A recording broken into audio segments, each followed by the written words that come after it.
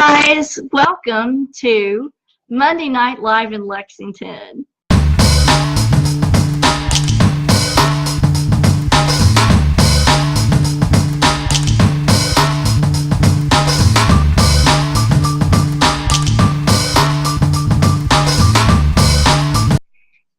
Thanks for joining me this evening. This is my every Monday night show at 7 p.m. Every Monday night we go over a vast array of topics here on Facebook. And this is an interactive show. It's a live chat.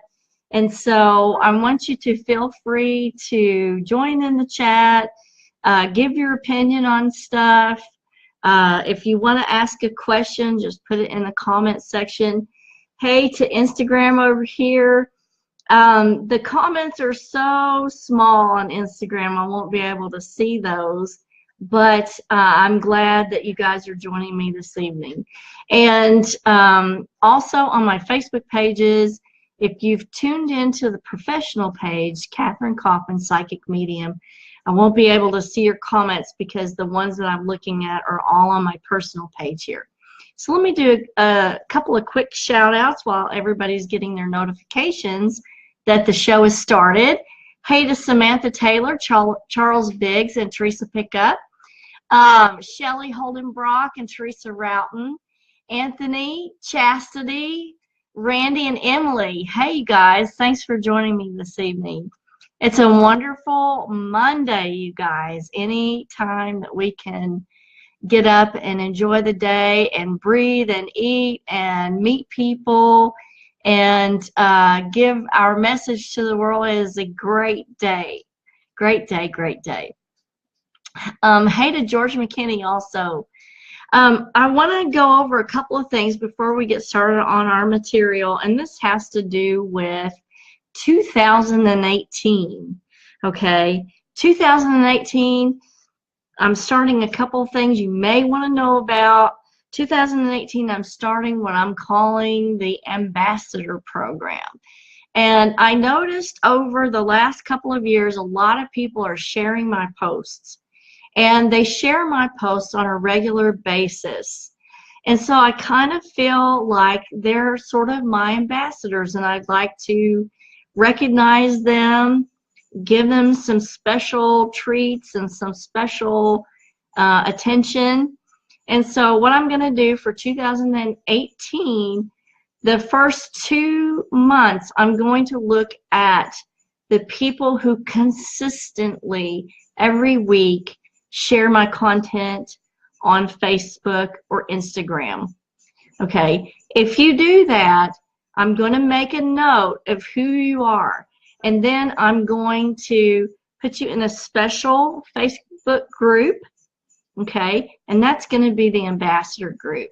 The Ambassador group is going to be entered in some special high-quality giveaways, all right? These are like dinner out somewhere certificates, and that's going to be 2 to 3 times a year. So your name, if you're in the Ambassador group, is going to be put in the pot automatically for these free giveaways that are like a dinner out somewhere. So if you're interested in being in the Ambassador program, I want you to message me, and then the major posts that I make, I want you to share at least once or twice a week on a regular basis, and you can get into this program. The other thing I'm starting for 2018, and I actually have been playing around with it a little bit now, are one-question readings. There's a lot of people who don't need a big reading, but they do need like one question answered, and I'm going to be doing that on Facebook Messenger. Now, Facebook Messenger, you can send your one question in. You can also pay by Facebook Messenger. I'm going to do like a tutorial video on that, on how to do this. And I've already been kind of doing it with some of my regular clients. It's working out really well, I think. I hope they do too. But that's going to be another big thing for 2000. Let's get to our content tonight. we did a part 1 on what happens when we die, and this is part 2. So what I wanted to bring to the table with part 1 was all of the similarities between the dying process, near-death experience, and astral projection, because there were a lot of similarities, and I think we should go over really briefly what those similarities were, because that's very significant in talking about what happens when you die. So, excuse me, my throat is still not 100%, but hopefully it will last to the end of the show. So the number one similarity between these 3 states of consciousness was a feeling of falling or a feeling of weightlessness. And a lot of people will recount needing to steady themselves. And also when they're doing astral projection, they will have that feeling of being unbalanced or unsteady or falling. So this feeling of falling is seen a lot in patients who are near death, and I particularly experienced this when I worked as an ICU nurse for 25 years. A lot of patients would grab onto the side rail and be like, whoa, that felt a little dizzy, like I was falling for a minute there. But these things are also experienced in astral projection and near-death experience. We call those NDEs. So Mary says that that happened to her as well. So Mary, I'm thinking either you had astral projection or NDE, near-death experience. So just clarify that for me. Let's see. And hey to Amanda Neat and Doris McQueen, Debbie Thompson, soror typist. How are you? Veronica Capper. And let's see. Carrie Gill. Thanks for joining me tonight. So this feeling of falling is really prevalent between all 3 different groups. Another thing that is recounted by all 3 different groups is a loud roaring sound, or it almost sounds like a train. So loud noise or loud sounds is another thing that is told to us by all 3 different groups of NDEs, astral travel, and people who are passing. Will say, what is that awful noise that's going on in the background? So that's another one. The third thing is vibration or tremoring. And this is recounted by all 3 different groups as well. And I see Debbie Thompson. Hey, Debbie, thanks for joining me tonight. You guys, if any of you are nurses and you've had a patient that has experienced this, I want to hear that in the comments section. Just type it in. If you don't have to give any names or any specific circumstance, but if you've heard a patient say one of these things, I would like to know, because it definitely happened to me as an ICU nurse. But this vibration or tingling sensation is recounted by all 3 different groups as well. And now, if you're interested in the dying process and kind of how it goes and what all happens before a person dies, that's in episode 1. And so what you need to do is go to my YouTube channel, Kathryn Kauffman, Psychic Medium, and go to the playlist Facebook Live on Monday night, and there will be the part 1 of this show on there. Hey to Rebecca and Priscilla, thanks for joining me this evening. Okay, so we're getting into the second part of this, and we just covered the 3 basic things that all 3 groups recount, and that is a feeling of falling or weightlessness, vibration or tingling, and very loud noises, or almost like a train. So one thing I usually do with my clients when I'm doing a reading with them, And I want them to understand what it's like to not have a body anymore, what it's like to think about life without a body. We usually will do like a little scenario. And I kind of got this scenario from nursing in a way, because they love for you to do an algorithm. Everything is all about an algorithm. So what I usually do is have them do this little exercise where let's say that you go out, you're going to go out to your car, and you're going to get in your car and drive somewhere. And let's say somebody's coming along beside the car and they run you down, and suddenly you feel floaty, you feel weightless, and you look down and perceive that your body is laying in the pavement. So the scenario goes, what are you going to do then?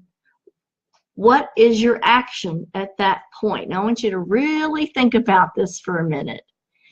What is your next plan of action? You feel floaty, you're looking below, you see that there's somebody with your clothing on laying there on the pavement. What are your perceptions? What's your consciousness projected towards? What things are happening? Most of the people that I ask, that I put in this type of scenario, will tell me suddenly, I don't know what I'm doing. I don't know what I'm going to do in this situation. But that's how it is for most people. Most people who don't have a conceptualization of what's going to happen once they lose their body really are kind of left there at that last second, trying to figure out what's going on. Could I be dead? Is this a dream? Or what's happening? Let me check these comments here. So, hey to Rebecca, she's a former night nurse in long-term care. And Debbie says she had a patient in our ICU right before he died. He was fighting and screaming that his feet were burning and that he was on fire. He said, "Don't let them take me." Oh my goodness. He had a terrified look and his eyes were wide open. Hey to Lisa and Doris. And she had some patients that she took care of who talked to people that weren't there. A special shout out to Zoe Wheeler. Thanks for joining me this evening. So Debbie's comment really brings home what I'm trying to get across this evening in part 2. And that's that. And now this is not set in stone. This is just what I feel like happens from my experience with dealing in this as a medium, as an ICU nurse, as a person. My thought on it is that each person's consciousness projects them to whatever they're seeing or whatever they're experiencing. So what I've found is a lot of more people who are scientifically driven, who are more grounded, who are more connected to Earth, who don't have any higher beliefs, are projected to a more basic place in their consciousness once they lose their body. And what I mean by that is that they will see, hear, and feel things like they're stuck in mud or they're stuck in vines. It will be like a more earth-driven type of vision that they will have in their near-death experience. People who are more higher consciousness driven in their near-death experiences and in their astral projections will have visions of place where their family and their friends are waiting for them. They'll be able to see more positive type of imagery and associations with that. And they're all different, you guys. They're all different. And so I feel like it's the individual's conceptualization that kind of forms what they see, what they hear, who they connect with. If you know that your family is waiting for you, then you're going to connect with them very rapidly, and there's going to be no hesitation there. So if you're a person that's kind of waiting for that, and you know that your mom or your dad is going to be there after you pass, then instead of just, you know, hovering there over the pavement while you're watching your body and the neighbors run up, you're going to be looking for your mom or your dad in that perception that you have in that moment. So let me check for some questions here. Hey to Donna and Kitty and Christy and Tina. And Kitty says, makes sense to me. So if you guys have ever seen What Dreams May Come, that's that's really close to what I'm trying to get across, because each person is so vastly different and their experiences are so different. Their idea of heaven is so vastly different than the neighbors, or even from your husband, or even from your son or your daughter. It's so individualized, it almost has to be in accordance with that individual thought. And since the consciousness is what survives leaving the body, the consciousness to me is the roadmap for what exactly happens. Because the consciousness in an electromagnetic state can build or formulate whatever idea of heaven is out there for that person, or whatever idea of hell may be out there as well. And so that would mean, Debbie, maybe that person had a conceptualization of what hell might be. Maybe they had fears that some of the things that they did in life were going to put them in hell. And because of those fears, and because their thoughts and their consciousness were driven to that, maybe that's why they were fighting and screaming and had this sensation of burning. Because those are classically hellfire, brimstone kind of things. So Debbie says that's one of her favorite movies is What Dreams May Come. And Samantha says she's nervous about an upcoming surgery. Actually, Samantha, there's nothing to be worried about. The only thing that you need to do is to do like a little bit of aura protection before you go into surgery. And all that has to do with is placing protection around your aura. You can anoint yourself with some consecrated oils before you go into surgery to protect your aura. Another thing that you can do if you're going to have surgery, and this is to anybody who's going to have surgery, have several members of your family or a couple of friends focus on protecting your aura while you're under surgery. Because when you're under anesthesia, you're not in control of your aura. So if you have somebody kind of visualizing and putting that electromagnetic thought and protection around your aura at the time, that's really all you need. So not to worry, Samantha, things will be okay. Samantha, you may have had a bad dream about it because of your worries. Your subconscious will send you things that you're worried about in order for you to deal with them. So if you are a little bit hesitant about that, just private message me exactly what happened in your dream, and I'll help you interpret that. Hey to Greta Vanoy. So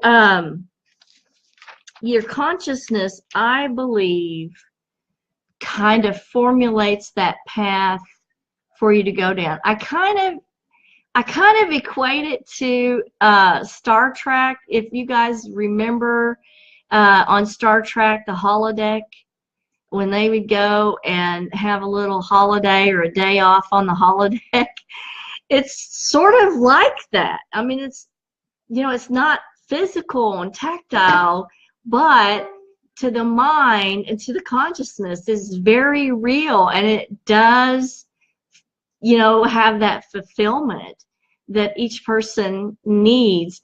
And a lot of people, specifically, you know, a lot of families will ask me, well, you know, where is my loved one? Where are they? Yeah, if their idea of heaven was um, going down to the riverbank and fishing all day, then guess what? That's where their consciousness is.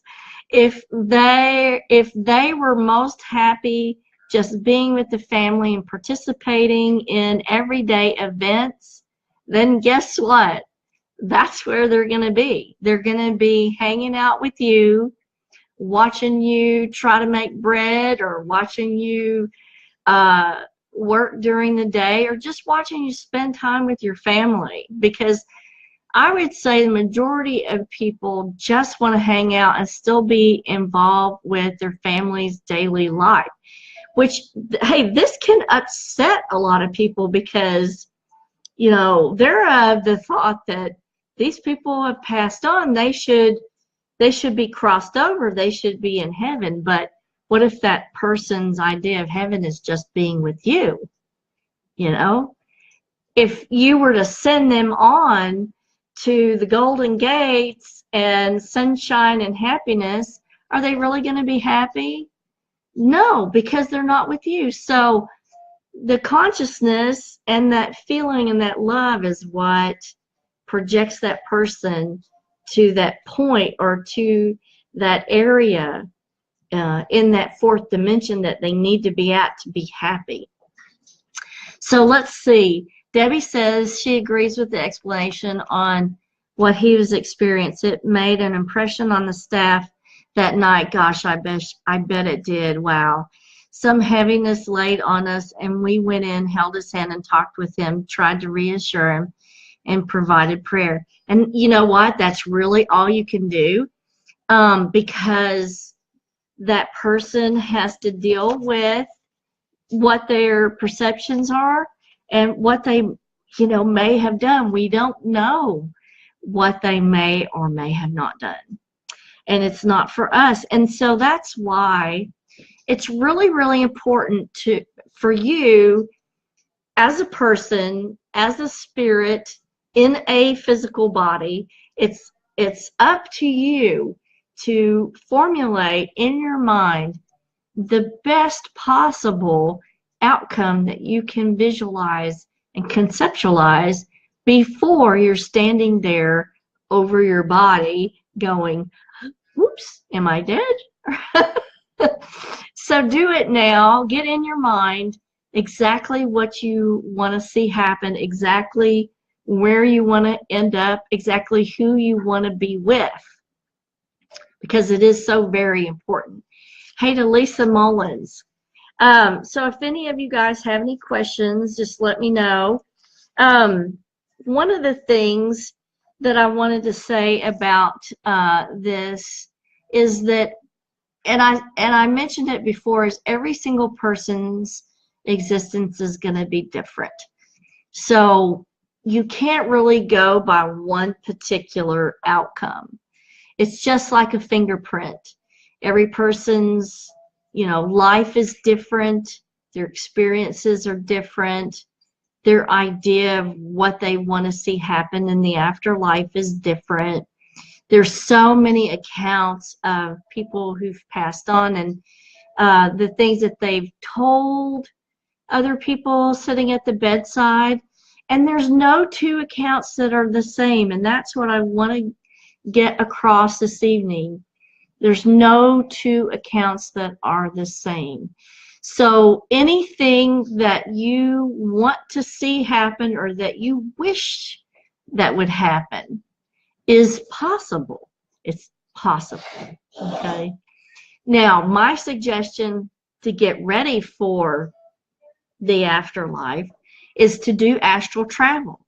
If you can master astral projection and out-of-body experience, you have a head start on everybody else, because you're already used to the way that things look without physical eyes, because once you do astral projection, you're perceiving things from a spiritual vision and not physical vision. So you're already getting used to some of the aspects of life after death. You're going to get a leg up on perception, on how to move your energy. As soon as you pass and you lose your body, you don't automatically know how to move through walls or how to move through doors. That's something that's learned again after you lose your body. So, and that's part of why the people who have already passed on are kind of there waiting on you to help you. It's sort of a reorientation process, if you will, because you've newly lost your body. Yes, you're reincarnated, but in this existence, you don't have that conceptualization. So those people are there to help orient you. Okay, this is how you move. This is what your options are. And these are the things that you can do and the places you can go and what you can see. So let me check for comments. So Samantha says, my grandmother believes that once you pass, your ghost can't come back. She believes that if there's a spirit, that is bad, but I don't agree with it. I've wondered how many people have the same belief.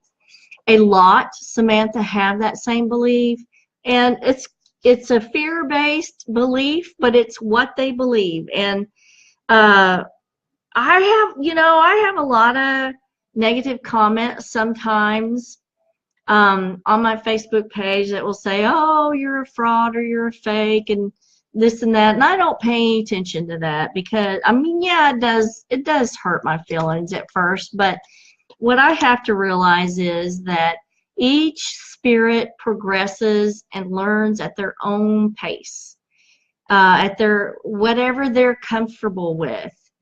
You're going to learn things, if you want to learn them, at your own progress. And no one can push that on you, and no one can make you learn faster than what you are comfortable with and that your spirit is able to handle.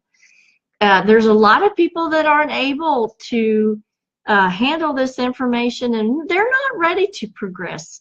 Maybe they want to stay where they're at for this incarnation, and that's fine. There's so many more lifetimes available to them if they want to progress it, or if they want to elevate their consciousness. The information is out there. This information is all out there for everybody. All you have to do is to search it out and to seek it out. It's not hidden. So if somebody doesn't want to do that, that is okay. I think that's something that they are working through in this incarnation. So hey to John Philip Young, Kim Asher, Tammy Board, and Angela Sweeney. So Mary says when sleeping, she feels as if she's falling sometimes, and that is astral projection. That's one of the first sensations, Mary, that you're going to get, that it's astral projection. To really test it, though, you need a partner. So one of the things that you can do is, if you plan on doing some astral projection or out-of-body experience, have somebody that you want to partner with, and you can do this for them as well. Place an item in a room that you don't know what it is. Let's say they want to place, I don't know, they want to place the phone on a table in the middle of the room. Okay, you don't know it's there, but you go and you do your astral projection. You're going to make a note of all the things that are in that room that catch your attention. And specifically, the person helping you might say, okay, I'm going to put an item on this particular table.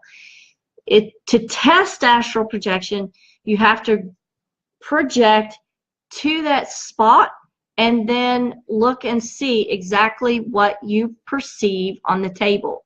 I would say what you see on the table, but you're not looking with your eyes, you're looking with the astral.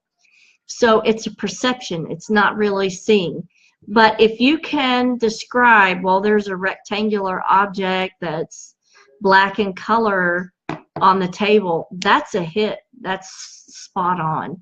So, but I urge everybody who has time to do it to really try to practice astral projection and really get in your conscious mind what you feel is the best outcome for you should you suddenly lose your body, because at the time when you lose your physical self, it really isn't the time to stand around there and go, okay, what now?